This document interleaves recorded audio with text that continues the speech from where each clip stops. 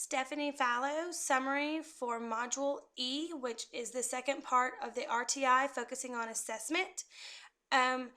Basically gave the functions of what the assessment or the purposes that it's supposed to do, which is identifying those struggling readers or kiddos who are struggling in a different area, that it's used to document performance, develop those interventions for the Tier 2 process, also to guide instruction if you're still in the Tier 1 or into the Tier 2 process. It also talked about the use of the CBM and how it can be used to progress monitor in Tier 1, and basically that the frequency of the duration or the durations that you give the test or the screener, which would be the 3 times, which is fall, winter, and then again in spring. It also noted the purpose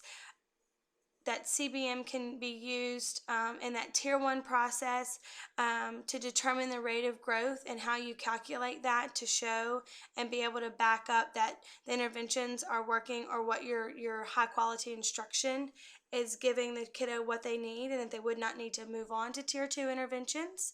And it also talked about when you're choosing the assessment, how your district goes in deciding what you're going to use is that if the standards are too high, then you have way too many kids that have been identified that they don't need the services, or if your standards are too low, then you've missed out those kiddos that really possibly do need either Tier 2 interventions or maybe farther into testing to see if they have a specific learning disability. I gained a lot from this module, especially, again, already being in special education in the self-contained program. My kids are already identified when they come to me, but I think it's beneficial that I have the information so that if anybody were to ever ask, about testing and the assessments being used, that I think it's very beneficial for teachers to understand what their kiddos are being asked to do. So I enjoyed the module and I got a lot from it.